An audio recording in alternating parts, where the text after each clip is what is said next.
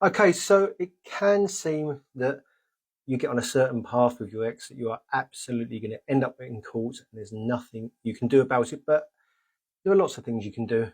You don't have to go to court, and there are lots of ways you can avoid that.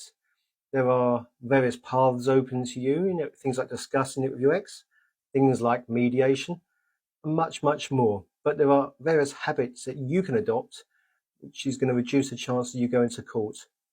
I've got a list of 7 things you can do to reduce your chances of ending up in court.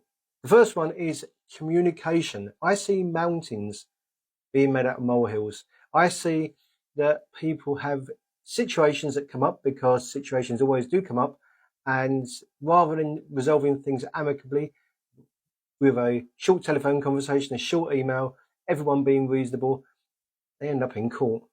And often when you end up in court, the small problems that you had that could be resolved easily turn into huge problems that are so difficult that only a court can resolve it. So don't make mountains out of molehills. Communicate with your ex whenever possible. Various ways you can communicate, everything from face to face or via text messages, emails, WhatsApps, a wide range to suit every situation. The next one is compromise. I see any number of people that adopt a my way or the highway situation type mentality. You know what? If you give your ex no other opportunity but to go to court, they'll realize that they're going to go to court. If they think that the judge is more likely to be reasonable than you, you've made it easy for them to go to court. You don't want to go to court. Show that your ex, that you're a reasonable person, not a dictator. The next one is diplomacy. I don't want to see people shooting from the lip. You know what? Take time to think to respond. If it's an email, take 24 hours.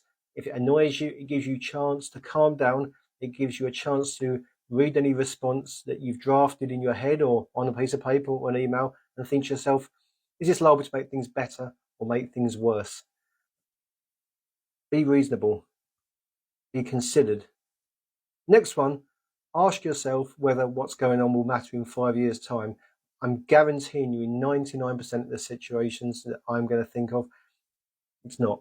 Most things are not going to matter. You know, you can end up in court, like I say, over silly things.